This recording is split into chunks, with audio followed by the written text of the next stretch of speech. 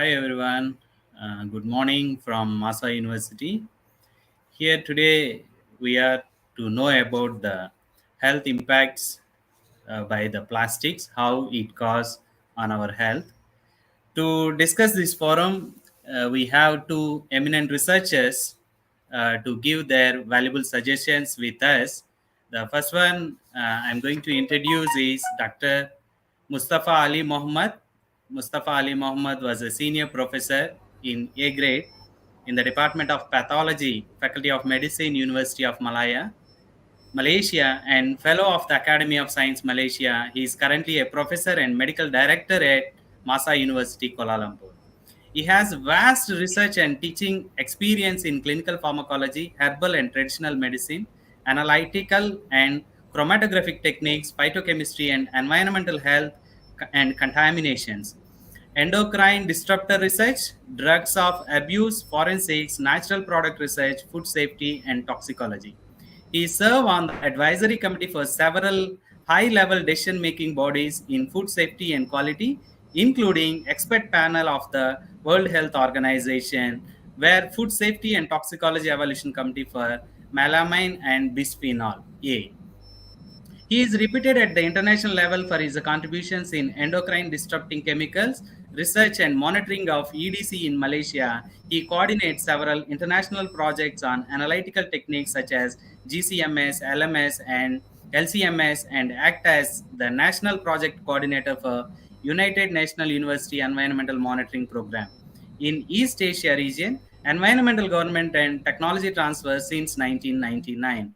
His administrative experience include responsibilities as the Deputy Dean for the Faculty of Medicine, University Malaya, and Deputy Director of the University of Malaya Medical Center. Professor Mustafa is also the founding head and senior consultant to the Shimadzu UMMC Center for Xenobiotic Studies. He has supervised more than 26 masters and 17 PhD students, has published more than 40 academic books and more than 100 papers in international scientific journals. With Web of Science H index of 24, he serves on editorial board of several reputable journals and is a reviewer for numerous international journals. In 2005, he received the Excellent Scientist Award from Ministry of Higher Education Malaysia, and in 2012, he was named a top research scientist Malaysia by the Academy of Sciences Malaysia. Prof, we are very happy to introduce you here to our MAHSA community and public. Now I am moving to introduce our next researcher and professor, Dr. Srikumar Chakravarti. Dr. Srikumar Chakravarti is a Director of Research, Innovation and Postgraduate Studies, MAHSA University, Malaysia.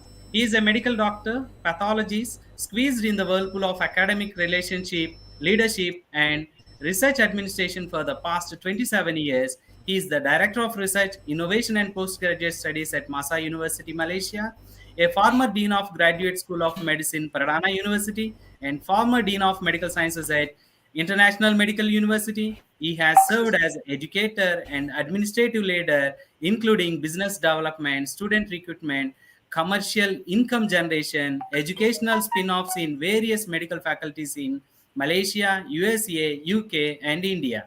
An ardent researcher, he has nearly 250 papers in indexed international peer-reviewed journals with H index of 33, item index of 92, more than 5,300 citations, and is involved in numerous research grant projects. He has 20 inventions and patents, including biotechnology, artificial intelligence, agrotech, aquaponics, hydroponics, smartphone apps in the field of medicine, healthcare, virtual education, and diagnostic platforms.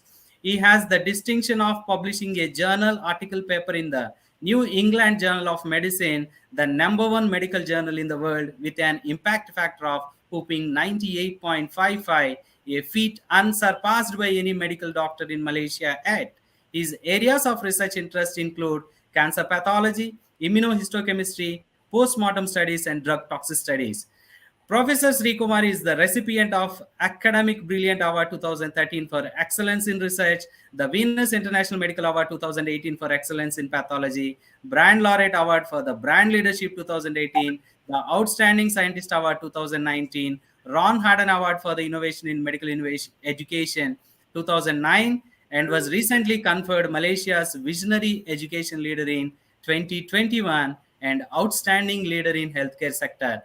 Prof, we are very happy to see you here and we are expecting you to deliver the basics about our plastics, how it cause health impacts. Now we go with the session to start on the plastic and its health impact. Unfortunately, Prof Mustafa is not here. Now I am moving to the question one with Professor Srikumar. Prof, what are the different types of plastic polymers that are used in daily life? Dr. Nagaraja, first of all, thank you so much, and I hope you all can hear me. Yes, Uh, Prof. Thank you so much for actually organizing this event. This is something that everybody needs in the university, and everybody world over needs to actually know and be aware. And MAHSA University, under Green Warriors, is actually doing a yeoman effort in trying to make sure that at least we stop single use plastics. So, when we talk about single use plastics, this is just one among many types of plastics which are there in this planet. Now, single-use plastics are what we call as polyethylene, which is used in plastic bags and storage containers. We have this is a bottle. The bottle has a cap and it has a body. The bottle cap is polypropylene. So polypropylene is used in bottle caps. It is used in straps. Then we have utensils, cups, and spoons, containers which you get in the habitat in the restaurants. That is polystyrene. And the fishing nets that we use is polyamide. In fact, polyamide is also used in clothes. Now, for some of us, we when you go to Decathlon or Sports Direct, we buy these sweatshirts or these shirts, which t-shirts, which we use for running, where the sweat comes out easily. These are the shirts that you use for jogging or running or gym wear. That is polyester, and polyester actually and nylon is used in this kind of material. Now, this drinking bottle, I told you the cap is polystyrene.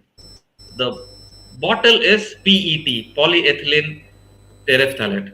When you go to any restaurant, mall, you will see that there's a row with PET bottles. PET bottles is not a PET, like as in a PET, but PET, which is polyethylene terephthalate. And again, when you go out to shops, you will find pipes, films, containers. That is PVC, polyvinyl chloride. And what you use in paints is acrylic.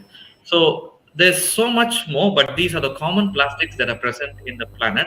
And probably in subsequent discussions, I will maybe talk to you about how all these plastics come into us. Thank you. Thank you, Prof. Sri. With your live examples, you showed us what this makes the plastics, what are the different types of plastics. Now I'm moving to Prof. Mustafa. Can you help me to educate our community? Are all the plastic components are toxic to human, Prof?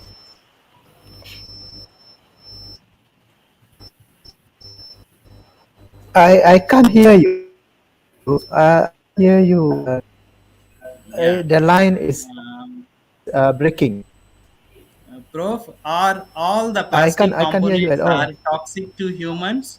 So sorry. Can you hear me? Yes, Prof. We are able to hear you. The line is breaking. There's no signal. Are all the plastic components toxic to humans?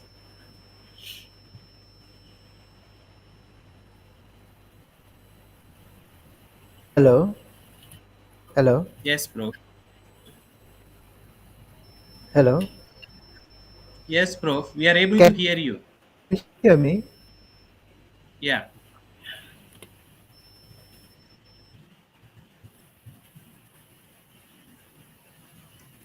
Okay. Prof. Sri, while Prof. Mustafa coming back to the line, I would like to ask you the next question. While all focus is on plastic, what is your opinion of the concept of microplastics and how can it affect health? Is there any research done so far? Once again, thank you so much. Nice question. This is plastic. Like you'll see, I told you a different component in the bottle, different component here. The cap and this has a different component. This is a credit card. I cover my number. Okay, this is a credit card. This is also made of plastic. Now, these are normal plastic that you see. If plastic is left to break down, it can never break down. As you all know, even a straw takes 500 years to actually break down. So, even disposable plastic would take hundreds of years or even 1,000 years to break down. When plastic starts breaking down, plastics first started being produced in the 1950s. So now by 2022, 72 years later, the plastic that starts crumbling down, if it is in a size of 5 millimeters or less, which is the size of a grain of rice, and it is or until it is microscopic, this is called microplastic. Okay, while everybody is talking about plastics, many people don't know the importance of microplastics. Now, these microplastics are so small that any creature can actually take it. Even the plankton, the fish, humans, all of us can take it. And not only that, this plastic is there all over in the oceans, in the air we breathe, so much so that it actually comes down from the atmosphere and even enters the reservoir water. And even if you feel tap water is safe, microplastics are present in tap water also. So these microplastics contain bisphenol A, BPA. Now, when you go to again shopping malls, you would find that plastic bottles have the label BPA free. What does it mean? Does it mean that if you buy a bottle, we get something called BPA free of FOC? No. BPA is this bisphenol A, and this can affect the immune function and affect our growth and reproduction also. So, in terms of research, in 2018, there was an article in PLOS. PLOS is one of the top journals, which showed that plastics are present even in salt, sea salt, the salt that we consume for food. In salt packets, plastics is there. I know there are many people world over who like to have beer. Even in beer bottles, there's microplastic. Even bottled water, tap water also has microplastic, which means we are regularly ingesting all these microplastics. Now, how do these microplastics come inside? You can see water inside here. When it is being bottled, the microfibers go into the bottling process. From the atmosphere, all the microfibers fall into the reservoirs. So, as I said, we may think tap water is safe, but even tap water contains some microplastics. Now, has any research been done, is what you asked. Ethically, we cannot do research because I cannot inject microplastics into a human and check for side effects. It is ethically wrong. So what researchers have done is they inject drugs which are similar to microplastics, and these drugs go to specific areas in the body and they assess and analyze. For example, they did a study on hamsters which showed that these microplastics can go up to the brain and cause microclots. Now, we inhale all the microfibers. There are people who work in factories. I told you about nylon and polyester, which we use as clothing material for sports. There are workers who work in the nylon and polyester factories where the microplastics are inhaled, they go into the lungs, they irritate the lungs, and it can cause lung fibrosis. It reduces the lung capacity. It doesn't cause cancer, but fibrosis, that itself affects the lung capacity. A study was done by environmental engineers in the US and in Japan where they found that, okay, before that I should ask you, you microwave your lunch, right? All of you, we all microwave our lunch boxes. These researchers in the US and Japan found that when you microwave your lunch at work, the plastic food containers release small tiny particles. Now, Dr. Naga and friends, we have been speaking about microplastic. Now, these tiny material are even smaller than microplastic, and this is called nanoplastic. This is found in the food when we heat it in plastic containers, and even in kettles, baby bottles when they drink milk. So all this. So Most of these plastics become waste, but it is still there in the world. At this point, it is estimated that there are, listen to, 400 million tons of microplastics in the world. And all this we inhale, we eat, even in the skin we absorb using cosmetics. So it is present everywhere. So scientists believe, I come back to this credit card, scientists believe that we are taking in 100,000 microplastic particles every day. One research in Australia has shown that this is equal to one credit card in the body every few weeks. In fact, one study says every week, but another study says every few weeks, which means we have enough plastics. We are taking enough plastics that every maybe week or 2, 3 weeks we can produce one credit card. And where does all this plastic accumulate? It accumulates in our body, some of which we shed, but a lot of it remains in the body. They can irritate us, they can act as vectors for microorganisms, toxic chemicals, and it can even have metabolic disturbances, endocrine disturbances, neurotoxicity, carcinogenic. So that's why you can have kids with weight gain, you can have people who are infertile, they do not get children. So should we be concerned about this microplastics? Now, again, in 2021, when I came across an article which said that there are 50 trillion microplastic floating in the seas. So we cannot avoid it. For people living in Malaysia, for that matter, any country, it is impossible. Microplastics is present in the tins, soup cans, household dust also, toys, electronics, shampoos, cosmetics, and so on. So it's used to make thousands of single-use items, ranging from grocery bags to forks and everything. So we are taking all that, we are ingesting it. Every time we eat food, every time we drink water, we are taking in tiny bits of microplastic.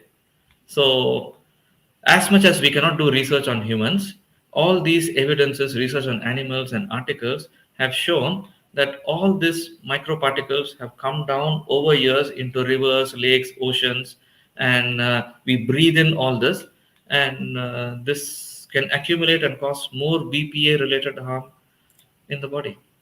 So I hope, I'm sorry, my answer was very detailed, but I hope I answered your question. Thank you very much. Thank you, Prof. It is really interesting answer for this question. Maybe my audience will be get a very interesting facts about it. I'm very curious about it. Continuation on this question, Prof. Whether you mentioned about there is a microplastics, there was a research found it is accumulated in the brain. What it causes? Because there was already a research published 2 months back. The microplastics are found in the blood, right, Prof? So when it Yes. reaches to the brain, how it causes? Just it is a curiosity to ask you, bro, if possible. Okay. Please answer. Okay. Dr. Nagaraja, let me tell you one thing. Once a person dies, you will burn the body, right? If you Yes. burn the body, the entire body gets destroyed, but the plastics will remain. Fantastic, right? Which plastics are indestructible. Okay. So, since plastics are indestructible, whatever is there remains. The more we eat, it keeps getting accumulated. In fact, as you said, recently, in fact, you had mentioned in one of our earlier talks by you in the auditorium that blood was taken and microplastics were found. Yes, when you actually take blood for testing and you check the microplastic level, it is alarmingly high for people. 50 years before, this was the same for lead. At that time, lead toxicity was dangerous. Now, all the lead has now slowly been removed from industries, but plastics has come in. So, these plastic microplastics, they can form something called an embolus. Just like a thrombus which breaks up and forms an embolus, microplastic can form an embolus. It goes to the brain and it can uh, cause, when it obstructs a blood vessel, it can cause paralysis, stroke. It can cause transient ischemic attacks. So that is where people end with strokes because of thrombi in the brain, and it can be dangerous. Okay. Okay. Thank you. Thank you so much, Prof. Just I want to ask you another one more question, Prof. Here, in daily life, how to minimize the risk from the microplastic? Because just now you mentioned the microplastic cause this much of things to the human, right? So, for our community and audience, what is your suggestion in daily life how to minimize the risk from these microplastics? Number one, Prof, if you want to minimize risk, avoid plastic. But can we avoid plastic? We cannot. The entire world is growing on plastic. Even now, our lanyard that you're wearing, the lower part is plastic. The upper part you think is cloth, but that is also made of nylon and polyester, which is part plastic. Yes. So everything is plastic. This one I thought is metal. That is also plastic with metal paint. So this is the extent to which we are using plastic now. So the only way is avoiding plastic. We cannot. But remember that part of WHO SDG is we must give a good planet to the next generation. See, we are all working for the next generation, so we must give good planet to the next generation. So the only way we can avoid risk is, see, we cannot avoid microplastics, but only way we can avoid by taking few steps. Number one, first of all, start drinking water from the tap. Drinking water is the biggest contributor to microplastic ingestion. Bottled water has double the microplastic level of tap water. Now, why does tap water have little microplastic? Because of the atmosphere. I should have zero microplastic, but still, because of the plastics in the atmosphere, the water that goes into the reservoir, and tap water will have microplastics, but bottled water has double the microplastic level. So this again was done by a researcher in the US, where they checked the amount of microplastic in tap water, bottled water, even in sea salt and beer. They have checked. They have found a lot of microplastics in beer and sea salt as well. This researcher did this. Okay, so drink water from tap. Number two, do not heat food in plastic, because heated plastic will leach the chemicals into the food. Prof Mustafa is going to talk about leaching soon. Okay, and for those in Malaysia, many of us don't use dishwashers, but those who use dishwashers don't use plastic. And there are certain recycling codes 3, 6, 7, and all that, which indicate the presence of a high level of plastic phthalate, okay, or BPA and all. So try not to use plastics which are not recyclable, or some plastic companies will show as bio-based or greenware. They will not contain bisphenols. Like my lunch box, I bring lunch in a type of Tupperware which shows greenware, which shows there is no BPA and there are no phthalates. Eating more fresh food. The best way to reduce the microplastic level is eating fresh food. Okay, and they will not have much of chemicals when you compare wrapped in plastic. But when you go to Aeon or Aeon Big or Village Grocer, even fresh lettuce is in plastic, even spinach is in plastic, even all your vegetables are in plastic. So some amount of microplastic is still there. But the more fresh food you eat, the less of plastics. Household dust. We all sweep the house. The dust in the house has chemicals, including phthalates, and there are so many other substances, flame retardants and all. So it is recommended that not sweeping, but we need to vacuum clean the house, and that will reduce dust exposure. And dust has a lot of microplastics. And basically, we need to have a bigger picture. We have to take limits, like how we have done in MAHSA to limit plastic exposure. We have to reduce the number of plastics overall. Many people recommend, many employers recommend that we take products which are packed in glass instead of plastic. You use non-plastic containers and avoid the use of single-use plastic. So basically, all these are policies which we should take at the institution level, like how we have done in university level. The organization must come up with all these things by which we reduce plastic. So my final summary is, we cannot avoid the risks. We can minimize the risks by doing all this so far. Thank you. Thank you, Prof. It is really You can ask interesting any more things. questions. I think Dr. Mustafa is still not online. You can Yeah, Prof yeah. Mustafa. Actually, you given in the way in the research oriented and how the plastics and all how we can avoid it, right, bro? In a layman aspect, how, because we cannot say we cannot use the plastic. Thank you, Prof Mustafa. Welcome back. I will come back to you, Prof Sri, in a short Thank you. while. Now I move on to Prof Mustafa. Prof, are you ready there? Yeah. I'm so sorry. The signal just went off. Okay, I'm so Prof. It's sorry. okay, Prof. I'm back Sorry, now. I'm sorry back. for the inconvenience. Now I move on to the question, Sure. Prof. Are all the plastic components are toxic to human? Okay. That's a good question. Actually, not all plastics materials are toxic. Some are not toxic, and some are very insoluble, and they are very rigid. But of course, there are a few type of plastic materials that are toxic, and there are some even being reported as a potential carcinogen. So these are the issue that is around for some time, where plastics are classed as detrimental compounds, and but plastics at the same time are the most useful compound around us. We cannot live without plastic. There is a real dependency on plastics right now, but of course, things can be made possible by doing certain things. Of course, what we are trying to say now is that the plastics that are toxic can be identified. We know which one is toxic. We know which one are safe. I think maybe Prof. Sri has mentioned some just now.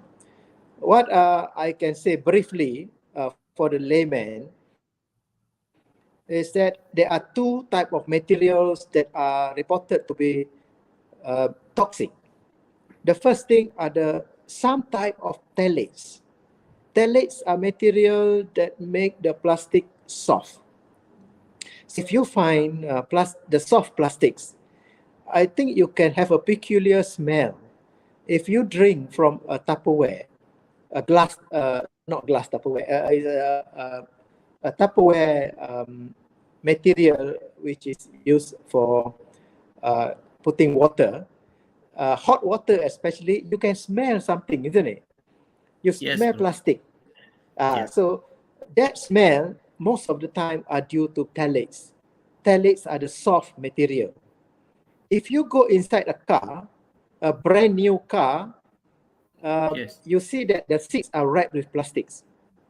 And some yes. people trying to use the car as new for a long time, and they didn't remove the plastic. And when Mm. you park the car on a hot day, you open the door, you can smell the plastics. So these are all phthalates vapor actually. These phthalates are the toxic one, unfortunately. The phthalates are the material that make the plastic soft, but they are also toxic. Now, not all phthalates. Phthalates, there are many types of phthalates, but the dimethyl phthalate, the diethyl hexyl phthalates, some of them are very toxic. So these are all materials that are used daily, widely, but they are toxic. So one thing to remember, soft plastics are mostly toxic. And one thing that we have to highlight here for the public is that you remember the cling wrap, where you wrap your food, the Yeah, yes, soft bro. material, you wrap your food. These are all phthalates. These are all phthalates. And these phthalates, they are fat soluble. That means the phthalates can migrate into the fat. So if you have a fried banana, or Mm-hmm. if you have a fried food which has a lot of oil, that phthalate, when in contact with the food, the phthalate will migrate into the food. That is what can happen, and it happens in a big way. So if you have soft plastic material, you have fatty food, even milk. Milk is fatty. There are a lot of fat. So these fats can migrate. Oh no, not the fat migrate. The phthalates migrate into the fat. So that is how the toxicity can come into the food. when we use plastic materials. Okay, and the the second type of plastic material that are toxic is the one that make plastic hard. That is called bisphenol. Bisphenol. Bisphenol makes the plastic, yes, bisphenol. And the most common one is bisphenol A. This bisphenol makes the plastic very hard. And also, it prevents the plastic from changing color, from oxidation. If you Okay. have plastics made with bisphenol A, the plastic lasts longer, the plastic is harder, and it will not oxidize, it will not turn yellow so fast. Okay. At one time, before year 2000, much earlier than that, all plastic baby bottles are made with very high content of bisphenol A. And bisphenol A is toxic. It has estrogenic property. That means it behaves like estrogen as well. And just look at one material that I use very regularly, that is baby feeding bottle. Yeah. Baby use the feeding bottle to put their food. Okay, and you know baby only takes milk, and you put the milk into the bottle, and that bottle has bisphenol A, and the milk is fat. So bisphenol A can leach into the fat very easily. And knowing babies, they only take milk, and they take many times a day. And Yes. imagine the amount that is leached into the bottle, into the milk, and the amount that has been taken by the babies. So this is some issue. And Yes, Prof. Maybe the for good, the first yeah, 6 months, maybe the yes, mother giving the breast milk, all the way she giving the bisphenol A, or maybe the phthalates, or maybe the plastic. Prof, here I want to interrupt you with the same question. How the okay. duration? Because the moms maybe the pump the breast milk, they keep it for the 1 day. So how either this duration might be impact on the releasing of these plastic materials into that, or the chemicals into that milk.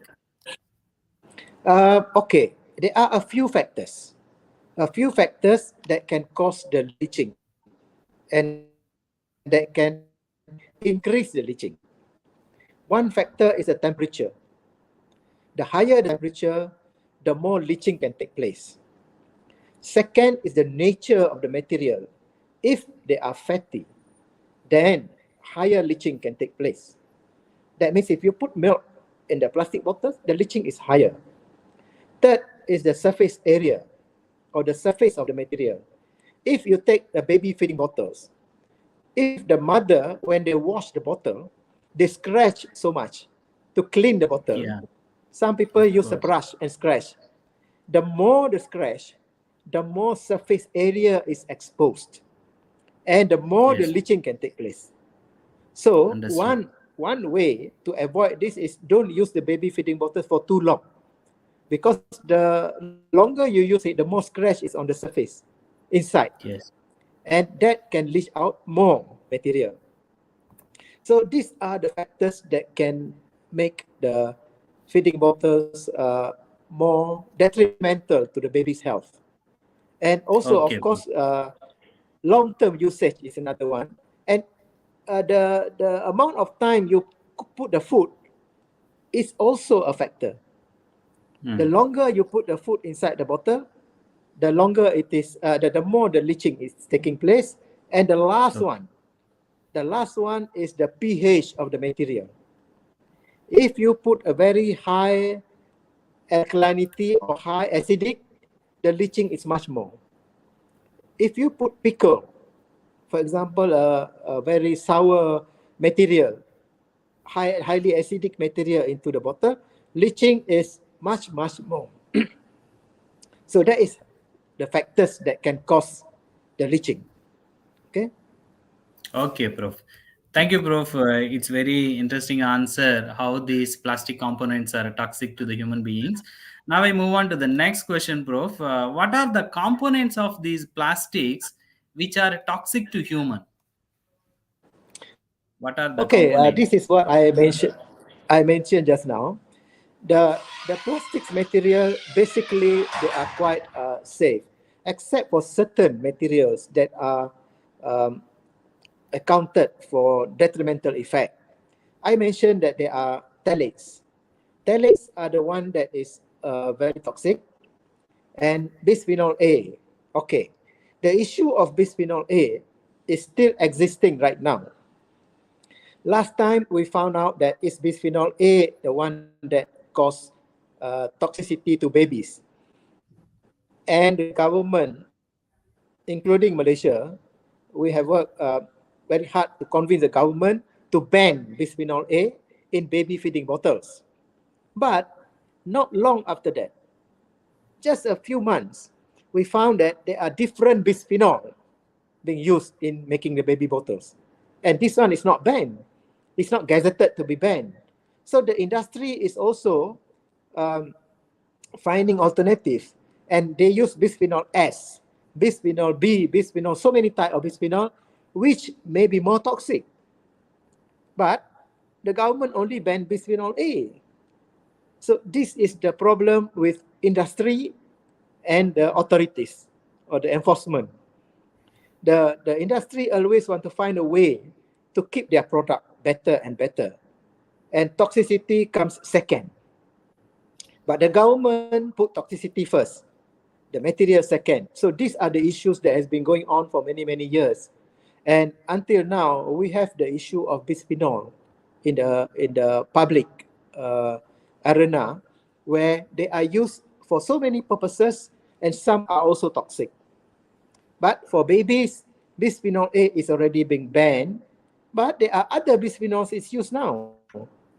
So the other bisphenol, we are not sure whether they are toxic or not.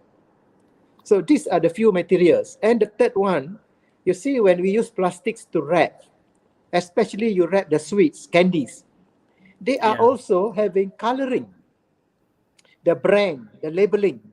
They are Yes. colors and made of very high heavy metals. See, and the dye that they use for doing the label, they are not for human consumption most of the time. And these are also area of concern. You see, they use the plastic pack, but they are also using the label. They also use the decoration on the material, which has high potential to leach out heavy metals and also toxic dyes, because some material will absorb the dye and also the heavy metal. So these are issues when it comes to the use of plastics. It is not only the plastic, it is also the other material that come together with the plastic. So Okay, this is Prof. quite serious. Yeah. Okay, okay. Thank you, Prof. Actually, just now, Prof. Sri also mentioned about the microplastics. You are also talking about the chemicals which are leaching out. However, the amount of this plastic that leached out from the material are extremely small, right, Prof? How come they can cause a lot of determinantal effects to the human beings? Yeah. Yes. Okay. Yeah.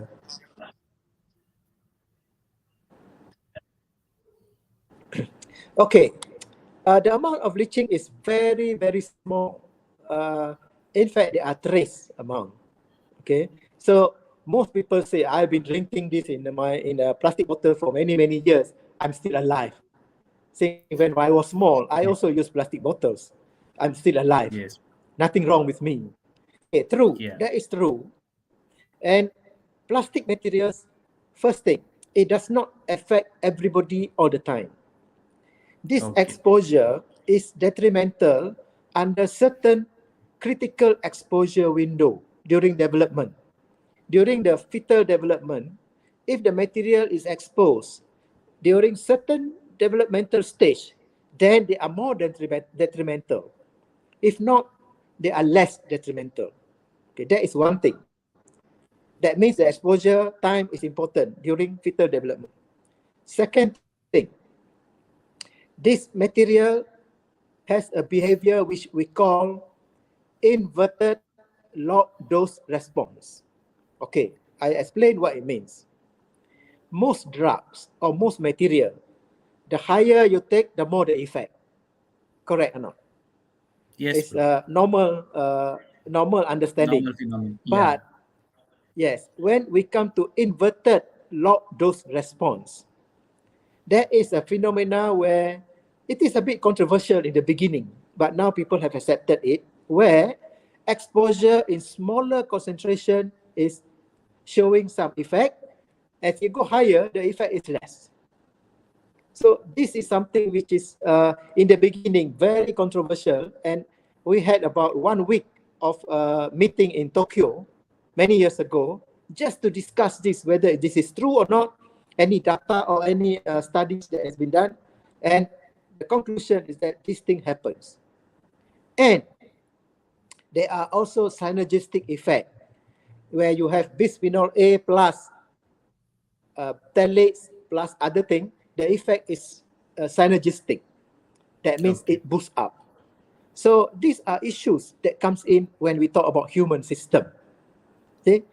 And when the log dose response issue comes in, that means a very, very trace amount of bisphenol A or phthalates can exert a detrimental effect. And also, Maybe it's a adding to that, multifactorial, bro. pardon? It's maybe a multifactorial because there is a lot of Correct, factors are involved. Yeah. correct. And also, these materials are fat soluble. When they are fat soluble, they accumulate in the tissue. Today, maybe 0.5 femtogram. Tomorrow, Okay. already 2 femtogram. Next month, already in nanogram. So after a few months, maybe in milligram, because Yeah. they are accumulated in the fat. See, and the fat do not disperse this material easily. So these are the issues. This is how it works in reality.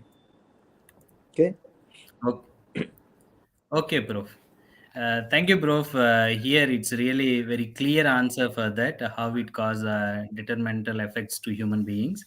Now I want to ask you how this, because just now Prof. Sri also mentioned about the lanyard, which consists of the polystyrene and different areas we exposing, right? So are these plastic hazardous similar to that of polystyrene, Prof? Okay. Plastics and polystyrene, they are totally two different things. Nothing related except that in large quantity they are troublemakers. Okay. Okay. I tell you what are the differences that are around us. Polystyrene is something that is affecting the animals and the environment, because Okay. polystyrene, they cannot be degraded, and they exist as polystyrene broken down. Also, they still exist as polystyrene particles. And the problem of polystyrene is that they are not degraded. But in terms of toxicity and all that, polystyrene is less toxic in terms of blood level, because they are not easily going into the blood. Not so much of leaching, because the type of leaching is different. But plastics, they are more of internal concentrations. A lot of internal concentration is being talked about. That means for the plastics, it really goes into our system through water and food. Water is number one. All water, all water, Yeah. all water. Okay, I mentioned 3 times. All water contains certain amount of plastics. No way Yes. you can get rid of 100% of plastics. But some filtration system, I don't want to mention which country, some filtration system has got plastic material as their filters. Yes, Okay, Prof. they have plastic material as their filters, because Yeah. plastic material is the cheapest. They have micropore and all that made from plastic bits. Yeah. This is another culprit. This material can also leach out. That means we have done some studies. Water Hmm. before filtration plus water after filtration. The one after filtration has more phthalates. Oh my God. So this is something very interesting. I don't want to mention any country because it's very sensitive. I've been called by the government many times, and many countries, not only certain countries, they say, Okay. why you mention this? So, but this is reality. This is reality.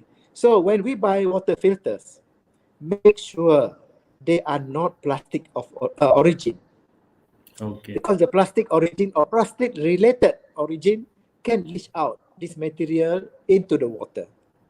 Yes. And also, water contains many other chemicals as well, which are leaching out from the what do you call that? The disposal area, Yeah. From the the waste treatment environment, already there is area. some microplastics into the These are water. correct, Yeah. correct. Yes, and this will be leaching out. It will come into the water, and surprisingly, they accumulate in the water as well. When the water Yes. concentration becomes less, they will not evaporate. Water will Yeah. evaporate as H2O molecules, but these Yeah. are very much heavier. So this is how it remains in the water and it becomes concentrated. So these materials becomes more dangerous, becomes more concentrated as time goes, and we are still using it, and we are still disposing it into the same environmental pool. So this is how it becomes dangerous. And I would like to add before you ask me, some recent finding has come out with finding to say that phthalates can cause obesity, Obesity. and Okay. this is in Lancet, not in any ordinary publication, and in the endocrine journal as well. So that means it is almost clear that obesity can be contributed by plastics material rather than food or fat alone. So this is something very interesting that we have to bear in mind. Okay, Prof. Okay. Thank you, Prof. You mentioned already about these health impacts of this and obesity, infertility. So, how do we avoid some of this toxic material while using the plastics? Because without plastics, it's very clear our life cannot be move further. But how we can avoid some of this toxic material, Prof? Okay, that is very important. I think the public should know when and where and how to really utilize these plastics. They are very important. We cannot deny that. Plastics are very important. But human must also learn how to use the plastic correctly so that they are getting the beneficial part of plastic and they can avoid the detrimental part of the plastic. Okay, some of the ways that we can see um, on on the correct way of using plastics. One, do not put hot materials in the plastics which has high phthalates or bisphenol. Okay, how to know whether they have high phthalates or bisphenol or not? Plastics that are very soft, definitely they contain phthalates. So soft plastics, we should not use. We should not put hot food. If we want to put hot food, we have to use glass. Okay, but if you put cold material, to a certain extent, if it is not fatty, they are all right. If you want to freeze some food, you can do that in the plastic. You can do that because when it is cold, leaching is not taking place, almost zero, because the contact is not so good and they cannot migrate. So for freezing, if you want to use plastic in your freezer, by all means, you can do it. But when you take out, do not heat in the microwave or on whatever the food with the plastics together, because when it is hot, it will start leaching. So try to use glass or even stainless steel. You cannot microwave a glass for heating, but you can use for storage for water storage. But for drinking, drinking water, we try to avoid using plastic, especially if you have orange juice. Do not use in a plastic cup because orange is acidic Yeah, and you it will mentioned leach just out now. more. Yeah.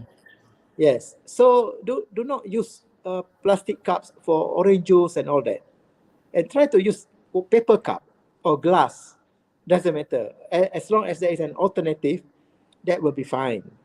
And do not use fatty food in the plastics because fatty food always can absorb the plastic materials. And of course, the next one is the scratch I mentioned. The more scratch you have, the more leaching it can happen.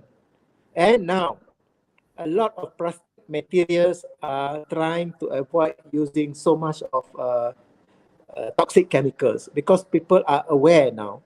And the companies are also competing to a certain extent to produce safer plastics.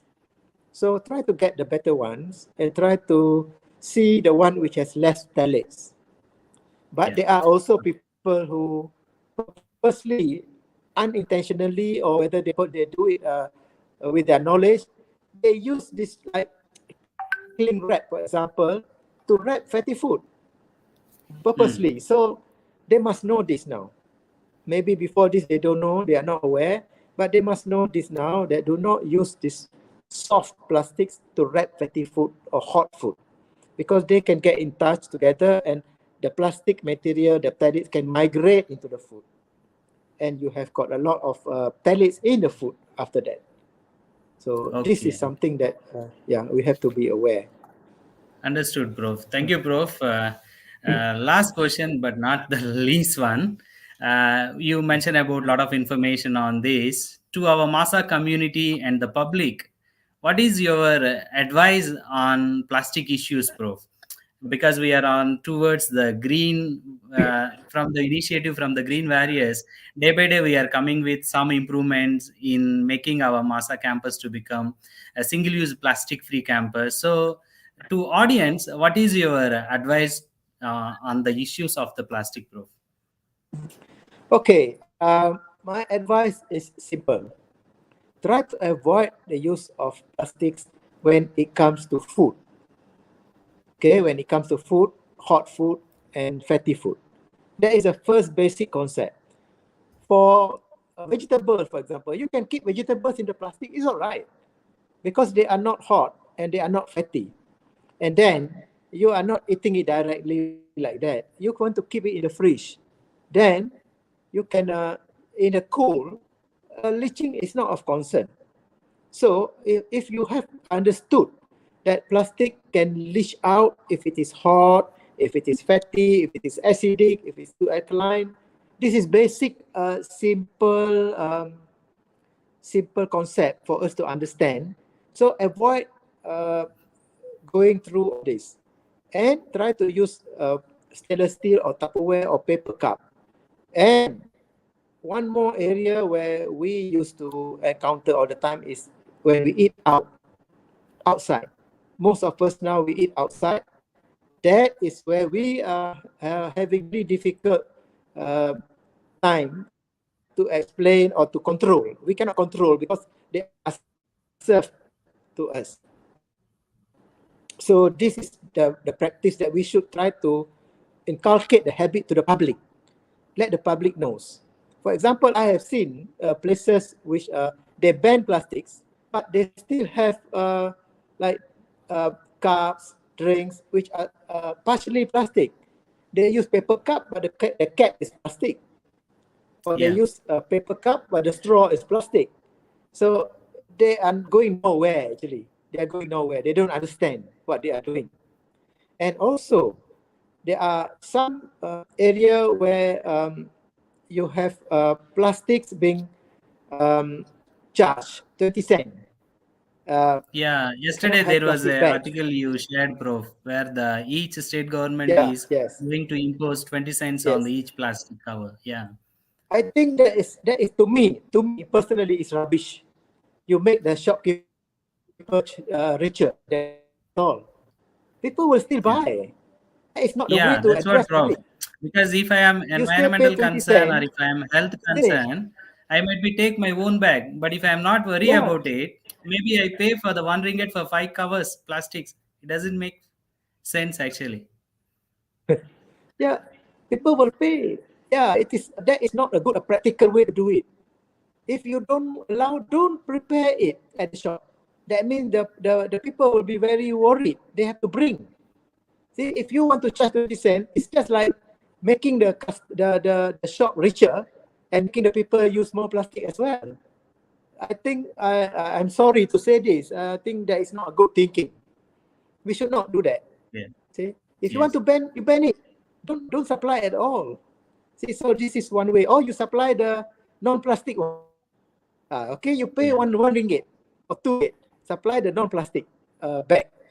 Then people will think, oh, I Understood. have to spend 2 ringgit today. Yeah, then it's fine. If you still got no choice, you have to pay 2 ringgit, but it's not plastic. Okay, it's not plastic. Okay, so that is one suggestion that I would like to give. So that is Oh, on the uh, commercial part. But at home there are many ways for us to protect our environment. Do not throw the plastic everywhere. A lot of people throw the plastics into the drain. Sometimes they do not know that there are leaching going on into the water, and when anything leach into the water, it will come back into your breakfast glass tomorrow morning, yeah. because the water will go out into the river. The river will be used as the water source. And right now, there are not many countries who can remove the phthalates or the bisphenol fully. In fact, many countries do not bother about plastics. I have been to a few meetings for water quality control. Nobody is interested to remove the plastics. I was so upset. They are more interested to remove what the WHO recommend. That is for the third world. WHO only recommend very few lists inside there. That is for the third world. They say, if I recommend more things, third world cannot afford to produce the safe water according to WHO spec. So this is the issue among many nations. And in many countries, I can say many, that they do not address the presence of phthalates, bisphenol, or plastic materials in their drinking water. So the public has to know this. See, if you Okay, bro. throw into the water, tomorrow you Hmm. get back the plastic in your breakfast. Yeah. Yeah, What you that are is how it's a throwing, it will be boomerang. get back to Boomerang you in the effect. tomorrow meal. Yes, it's a boomerang effect. Okay. Tomorrow you Okay. drink back what you throw. Yes, It's bro. common. Thank you. Yeah. Okay, Prof. Thank you, Prof. Okay. Prof. Sri, what is your take-home message for the community and our MAHSA people and audience in a Uh, layman aspect, Prof, not in well, the research oriented? You see, in terms of anything, I think to all those listening to us here, I should tell you all that as much as Dr. Nagaraja asked us a lot of questions, he is as knowledgeable as us, or even more knowledgeable than us in various aspects of plastics, because he is handling the Green Warriors for quite some time now.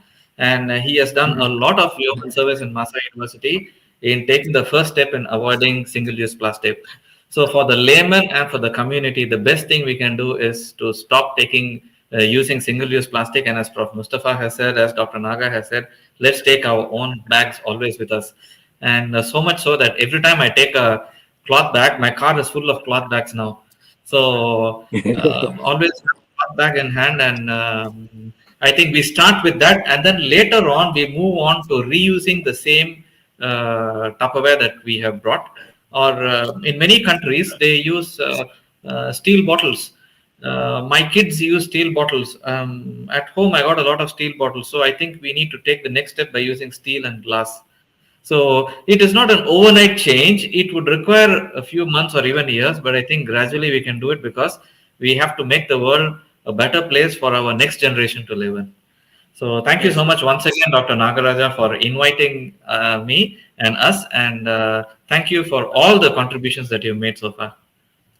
Thank you, Prof. It is our responsibility to educate our community. In the part of educating our team and our MAHSA family, we are here with different aspects. How Prof. Mustafa and Prof. Sri given us how the microplastics, how it cause health impacts on us, and Prof. Mustafa given about the chemicals, how it is leaching, how it is interact with these plastics, and how it cause a lot of health problems. Thank you, both of you professors, for your valuable suggestions to our MAHSA community. With this, we are going to end the session. Thank you for your time. Thank you very much, one and all. Thank you.